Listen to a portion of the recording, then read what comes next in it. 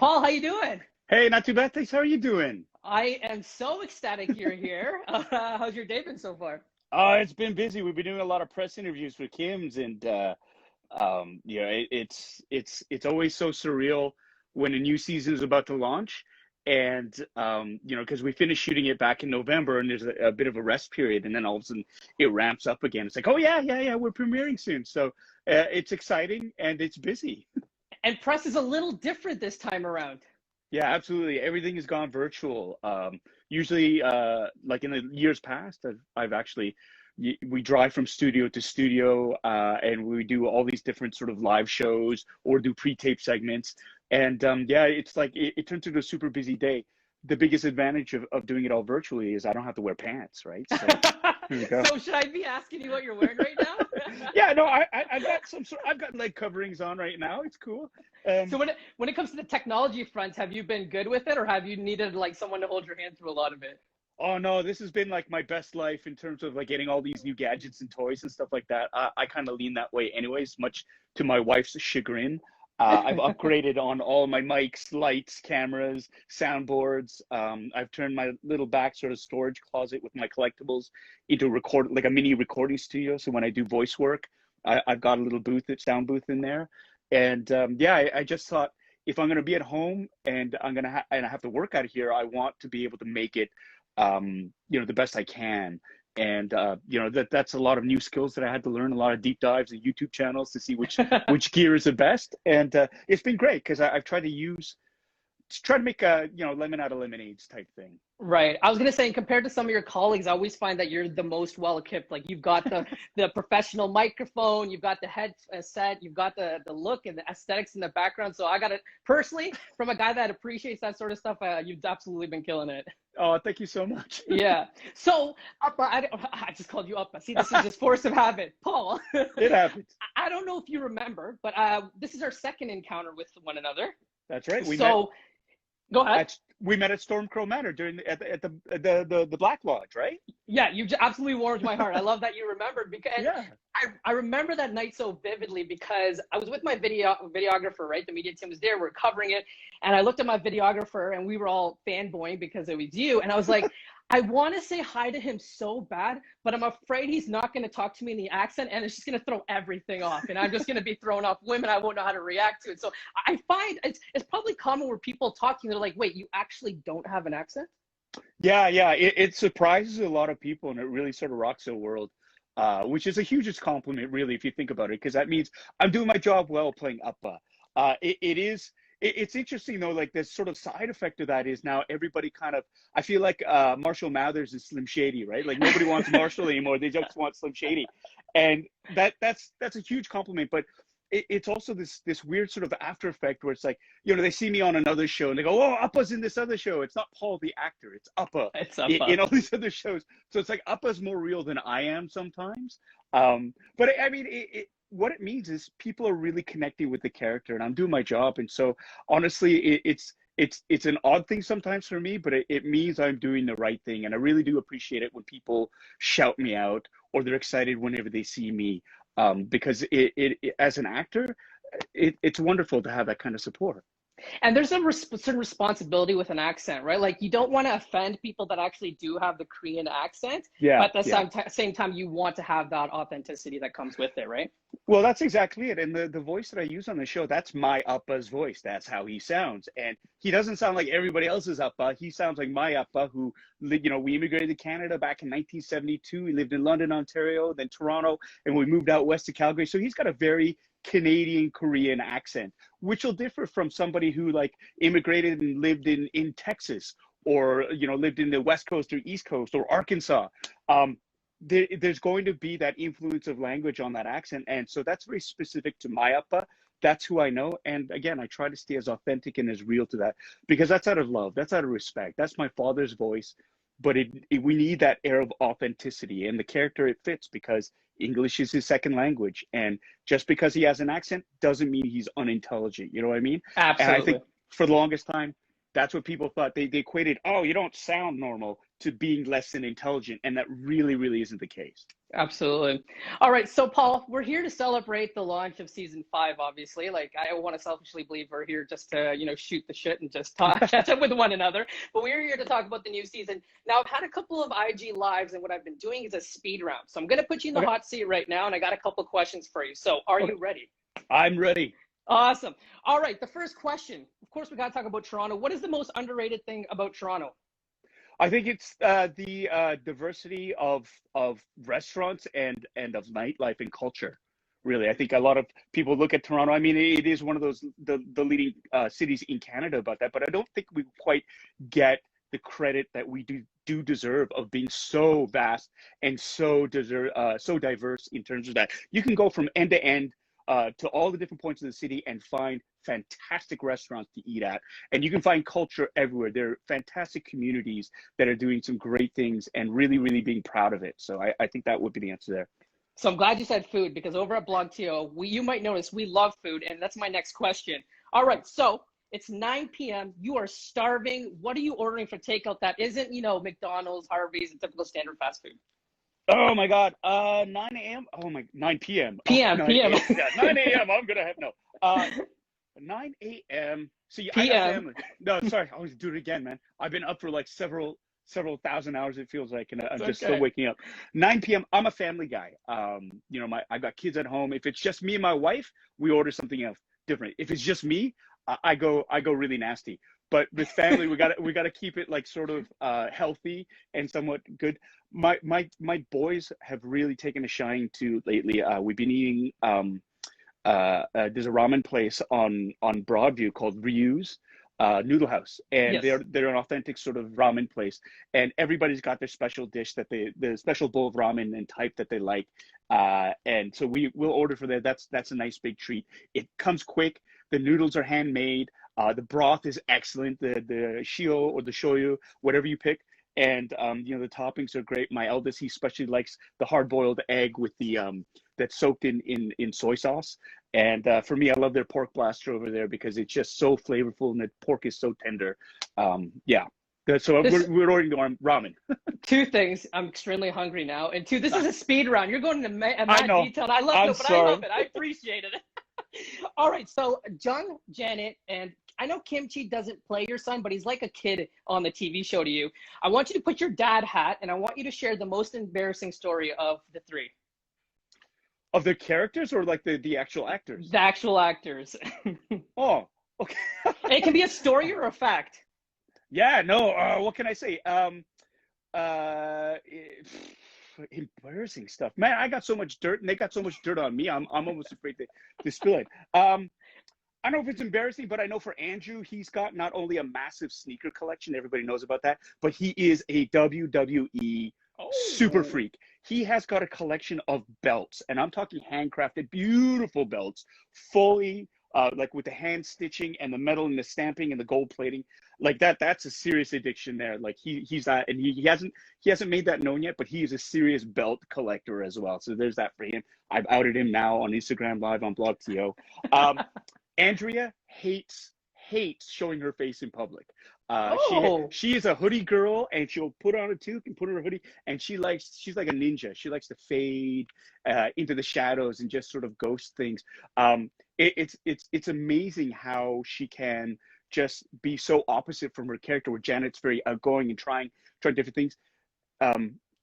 Andrea she's very introverted in that sense, and she really she's an artist, she likes to create the art and then just sort of fade away from the spotlight, which is great. Simu, what can I say about Simu? Dude loves to take his shirt off. Dude loves to do backflips. But hey, I've been following his IG. He's definitely hasn't been shy about his workouts. No. That's for sure. Hey, if I was cut like him, I'd do the same thing. Like, honestly, he's got it. He should flaunt it. One thing about Simu is he can sleep whenever, like at the drop of a hat. He's mastered the art of power napping. But what I love about it is when he does wake up, he's ready to rock and roll, and he goes. And he came back from Australia after shooting Shang-Chi and the Legend of the 10 Rings out there. And he came ready to work and hungry. And it was so awesome to have him back on set. because it was like having our son back, and that's Oh, amazing. that's wonderful. All right, so we got to do a speed round with some Star Wars questions, and I got a lot of them. If you were a Jedi, what color would be what color saber would you have? Sorry. Uh, Blue. And is there a reason for that? Just favorite color? Yeah, no, that's the standard color of a regular Jedi Knight, and so that'd be me, just regular, steady. You don't want to be unique and just have your own color, right? No, no, man. Like, you know what? With the Jedi, it is about the needs of the many, like, and being part of that. Where it's like, I think the Jedi that sticks out. There are certain Jedi that flourish well at that, but I think my Jedi would be a total team player. Fair enough. All right. So, what character from the book or cartoons would you love to see on screen one day?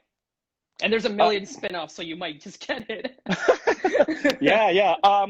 Well, you know what? Somebody who hasn't been on screen, then, right? Yes. Um, like live action or cartoon? So you take them from the cartoon or, Yeah, yeah, yeah. yeah, Well, and bring them over. yeah. There's two. There's Mara Jade, who is one fantastic. I'd love to see her.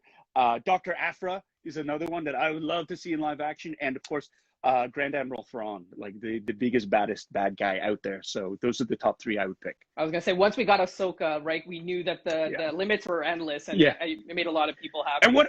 what a great job they did with that too, right? I got That's questions just about that. Level of okay. secrecy is insane with this with Disney and Marvel and Star Wars. It's crazy. You're a big cosplayer. Yeah, What is the costume that you're most proud of? it's my Ghostbuster Proton Pack. Yeah, I That was was the gonna one say that the started same me. thing. I was gonna say I love that one.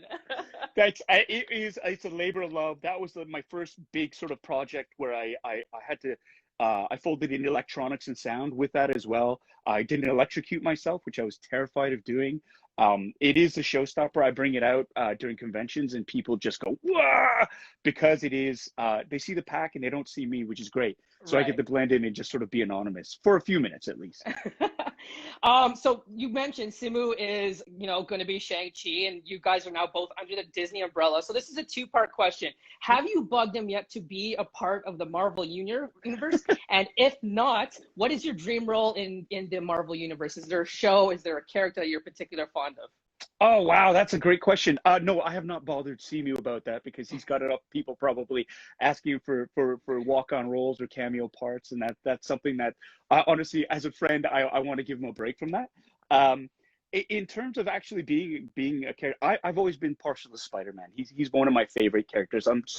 I love that they brought in the that that iteration. Tom Holland's done a great job. I think he sort of nailed that perfect sort of teenager, because Spider-Man really is a teenager. Peter Parker is a young Right. guy, and I love that. And I love that they're folding in Miles Morales into it. That whole multiverse was brilliant. I think I would love to see a continuation. I'd love to see a live action Miles Morales Spider-Man happen there. And It so yeah, sounds if I like we're could play. almost gonna get it with the next movie with the multi-universe. Yeah, no, I'm excited, man. All these different iterations. They got Garfield on board. They got oh my God, Tobey Maguire. Tobey Maguire on board. J.K. Simmons is on board playing J. Jonah Jameson. It's just like it's a convergence of all those worlds, and I really think the possibilities are endless when you can take all those different iterations of Spider-Man and all these different versions and fold them into one and make them all canon. I think that's awesome. Yeah, so if Sam Raimi is watching right now, this X-Wing pilot, this Appa, wants in the Spider-Man universe. All right. Oh, and my last question, I didn't have it on a card because everyone wants to know this. Is Grogu as cute in person as he is on screen? It's off the chart. Like honestly, I got a chance to hold him, and the hero version of Grogu as a puppet is so realistic. It's like the ears are everything's silicone and it's soft, and the hair is all hand punched, and it just looks so real in the eyes, and it's weighted like a baby, and you just cannot help treating Grogu like a baby. Hmm. It's life changing. It really is. Yeah, I was gonna say like that was like on top of everyone's Christmas wish list, and yeah, there was a hot seller for sure at Yeah, Christmas time. yeah. All right, so I've got to do justice. We got to talk about Kim's Convenience a little bit tomorrow. Season 5 dropping. what I wanted to ask you, this show in its infancy started as a play, and you were a Hmm. part. You were one of the OGs of this play. Won multiple awards. You went across the country performing this play, and you said recently in an interview, which I thought was really interesting. You said to get one season is one thing, right? To get the green light for a show is, over the moon, as an over the moon feeling. And then number two, you feel like you've done something right, and people love the show. But to go 5 seasons is Yeah. incredible, and a Yeah. huge testament to your cast and your crew and everything that you're doing over there with CBC. Tell me what it means to you personally, and why do you think the shows work so well? Yeah, it's meant the world for me. I mean, this role, this ride of being on Kim's Convenience. I mean, Kim started as a play in 2011, like in terms of production, but I mean, it started writing it back in 2005, and I was involved back then in a bunch of the workshops to helping to develop it. And so Appa has been a part of my life, this character, for more than 15 years. And oh no, yeah, 15 years. Wow. And it's opened up so many doors for me, just professionally, to be able to show that my abilities as an actor to play a character that is grounded and real and rounded instead of a caricature, instead of somebody whose story isn't driving the narrative. It's to have that opportunity is every actor's wish. And to be able to capitalize on that through hard work and determination. I mean, I was grinding it out, never thinking I was going to get a chance to be a lead actor on anything. And so to have something on a show that's been so successful, not only on the stage, but on the screen, has meant the world. And, you know, it's like I said, making a TV show is hard. A lot of TV shows don't survive as long as we have.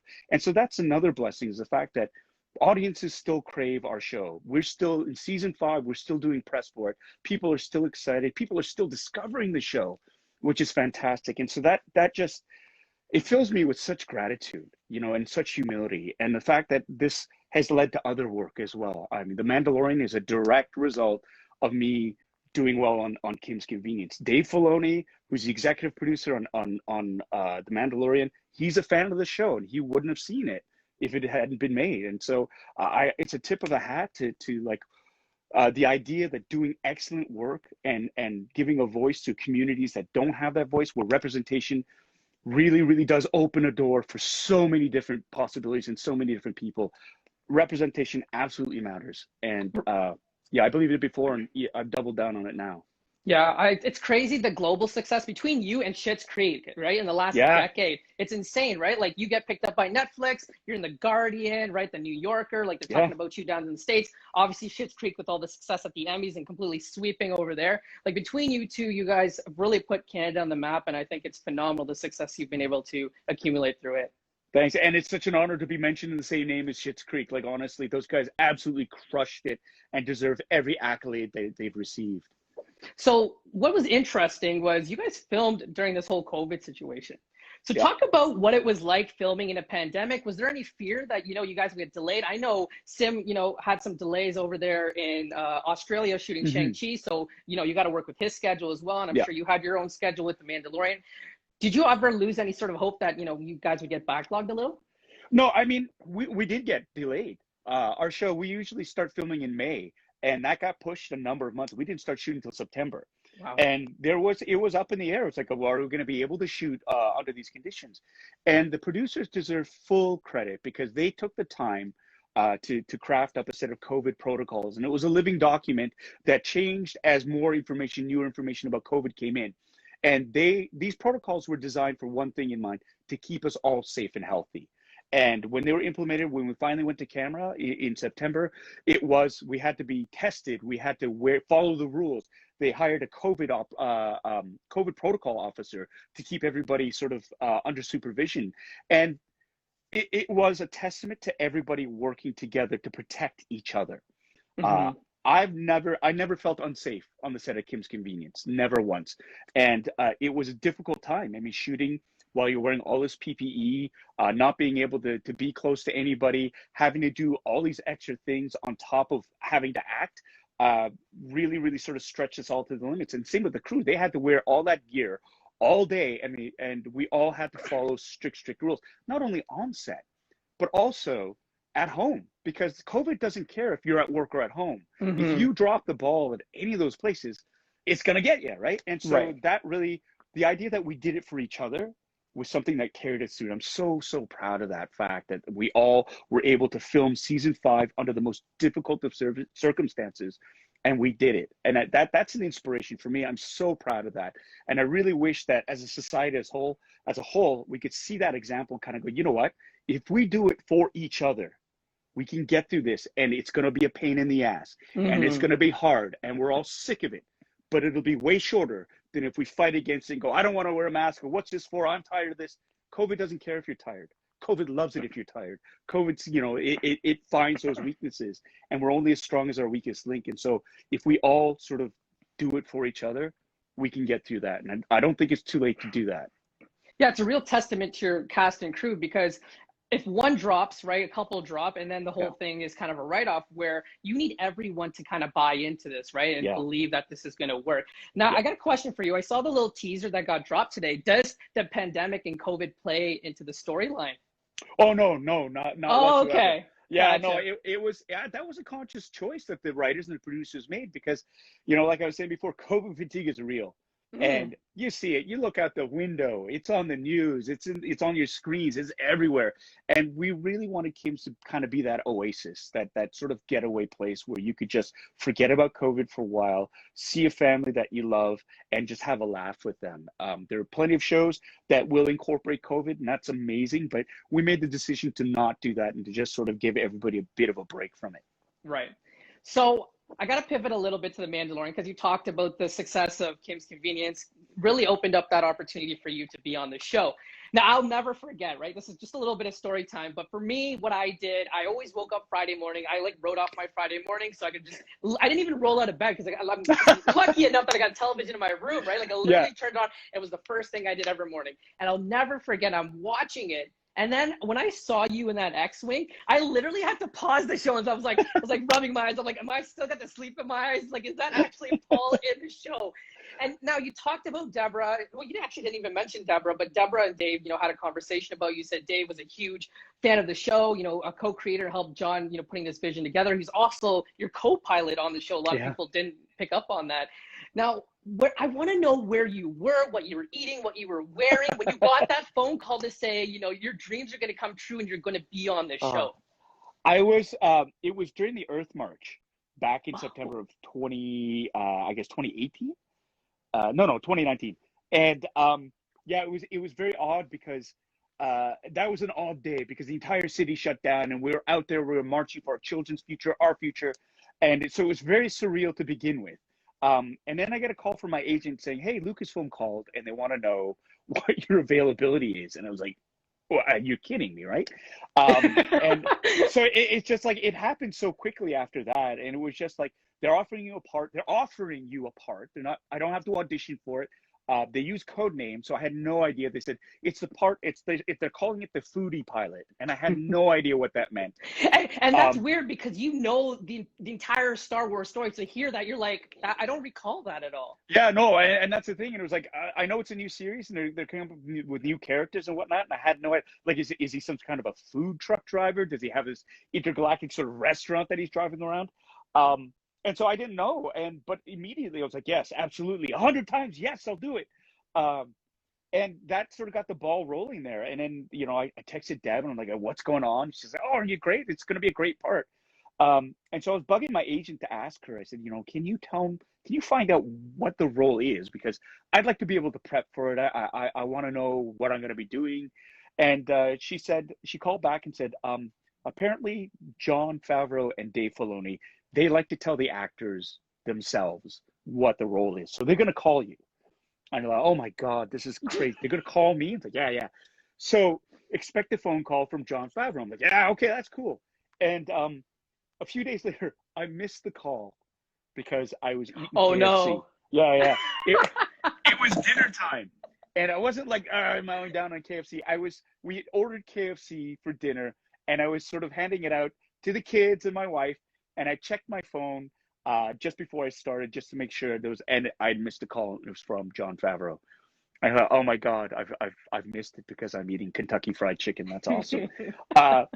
So I called back, and then we had this conversation, and he described who Carson Teva was. That's the character I play on Mandalorian. And I immediately said, that is so cool. and you know, I didn't have to wear any prosthetics. They didn't have. I wasn't an alien. I was a human being. They got to see my face, and then I found out that Dave Filoni was going to be my wingman. That's And crazy. yeah, man, I was super, you know, jazzed for that afterwards. So how do you balance, the nerd side of you and the actor? Like when you're sitting in that cockpit of the X-wing, you've got your rebel gear on, right? How do you balance that nerdism versus your professionalism? They're coexisting on a very tenuous level, because inside I'm just going ah! Like trying to hold it in. On the outside, I'm like, I'm a professional. I'm gonna play this. I'm gonna play the shit out of this part. So they ask me back, and that wins out. That wins out because it honestly, it is such an incredible experience to be fully immersed in that. And I've said this before. I didn't want to leave, but I definitely wanted to be asked back.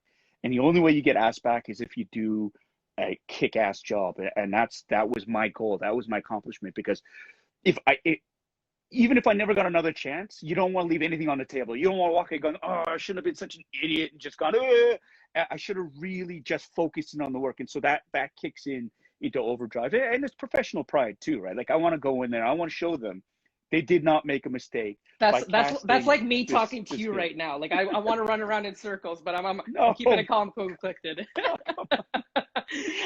Can you talk about the secrecy? Because like the one thing that Disney does yeah, incredible, and like you were even saying, like they gave you sort of a code name. Like I was listening to a podcast and they were talking about Rosario Dawson, who plays Ahsoka, right? Now, obviously that's a secret. Like I don't know how they managed yeah. to keep that intact. And when they announced that she was going to get her own spin-off, she like found out just like everyone else did. So for you, like, how did you manage to go down to the States and not tell anybody why you were leaving during a pandemic? Yeah, actually, you know what? I left before the pandemic hit. So I was Oh, okay. really lucky. Yeah. So it was October. I shot the 2 episodes. The first one was in October, near the end of October. And it was actually the fourth episode in the series that I shot. And I went back again in February to shoot the second episode of the season 2.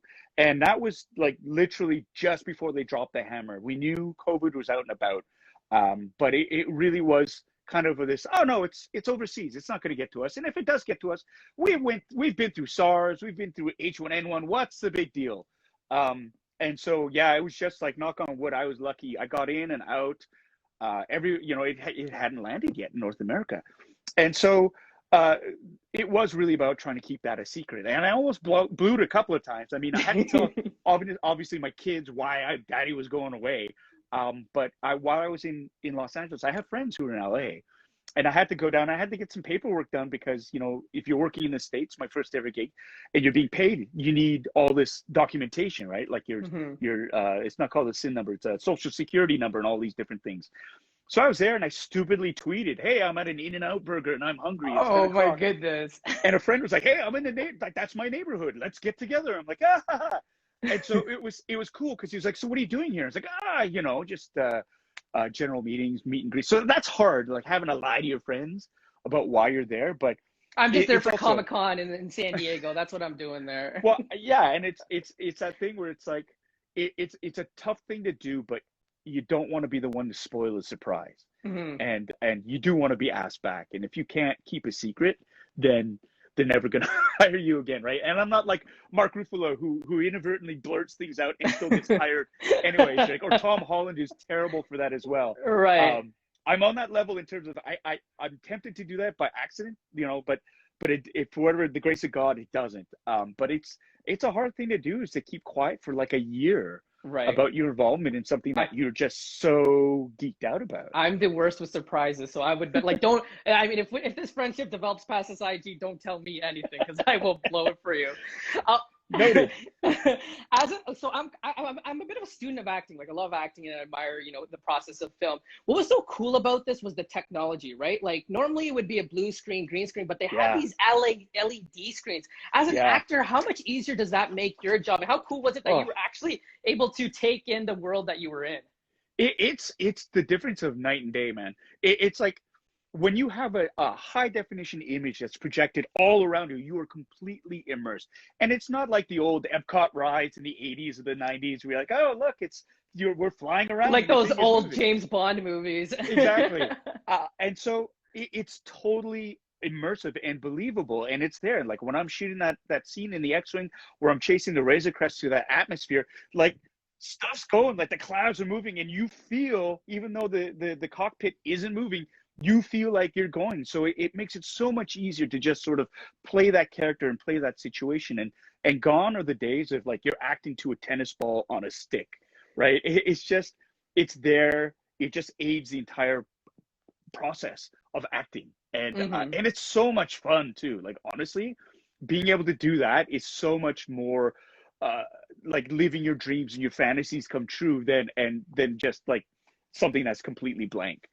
I've taken so much of like the behind the scenes footage, and like they had those great director cuts of all the Yeah. directors that have directed all the episodes, and I'm extremely jealous that you actually get to be in these worlds and you get to see what you're actually going to play in. So it's I'm living vicariously through you, Paul. Thank you so much. A lot of people have been saying that, and that's so flattering. I think it's great. And I think, the support that I've been getting from the community has been outstanding. And so I'm very, very grateful and thankful for that. And I'm proud to be an ambassador for all the nerds out there who haven't gotten that chance. And I think, hopefully people think, they look at me and go, hey, well, if he can do it, maybe I can too. Because the hope is there, man. The hope is there. Awesome. Well, we've gone a little past our time, so I do appreciate that you've hung out with me for as long as we have. Um, so we got to plug, right? Season 5 of Kim's Convenience drops on CBC and CBC Gem tomorrow. Is there any insight or sneak peek that you can give to our listeners or fans that are watching for the new season? Yeah, Without getting in trouble, I don't want the lawyers after you. hey, if I can keep Star Wars a secret, I think I can keep Kim's Convenience spoiler free. Appa goes to space. No. What I can say is there are cliffhangers from season 4 that I think everybody's all up in arms about, and like just dying to know what happens. The first episode, we deal with that, and so you just have to wait that extra. I think it's what 28 and 27 and a half hours, and you will have your answers to those questions. We can't wait to share season 5 with you. It was really hard to make, but it was at the same time a joy to make because we are telling these stories, and we can't wait to share them with our audiences and our friends. And we hope you guys enjoy it. That's so great. And I just want to say, in 2018, you had a great speech at the Canadian Screen Awards, and you really hammered the point about representation mattering, right? And our voices being heard. And this is the only way we'll be able to push the boundaries for ourselves. And, it's so cool. I had Eric Baums, who is the voice of Bugs Bunny, on here, and he's from Scarborough. And if you told me 5 years ago, 10 years ago, that the voice of Bugs Bunny would have been a Filipino from Canada, I would have never believed you. If you would have told me an X-Wing pilot would have been a Korean for Canada, I would have never believed you. So I really want to thank you for pioneering and pushing our limits and pushing the conversation forward and giving us hope that anything is attainable as long as you put your mind and your heart into it. Man, I appreciate that so much, and it's a responsibility and that I shoulder willingly. And I think that's what our responsibility is now, the ones who are the tip of the spear, to open up the doors for everybody else to follow, because representation, diversity, inclusivity, all that stuff matters, not only in front of but behind the cameras as well. And we need to fight that good fight and keep going and bring that next generation of artists to the forefront. And I appreciate your kind words on that regard. Thank you so much. No problem. And I just want to put this out there. I want to put my hat my name in the hat. If you're looking for an annoying nephew to play, Richie Mehta's annoying nephew, I want to be your guy. All right. I want to be the first guy you think of. Yeah, we should have a total spin-off of the Metas. In fact, I had that idea, and I think that would be a fantastic show. Great. I'm going to definitely throw my name in the ringer. Paul, once again, thanks for joining us. And if you're watching, again, tomorrow, season 5 of Kim's Convenience on CBC and CBC Gem. And I can tell you right now, much like the Mandalorian, I will wake up in my sheets and it'll be the first thing that I watch. Awesome. Thank you so much. Take care, Paul. All the best. Okay, see you.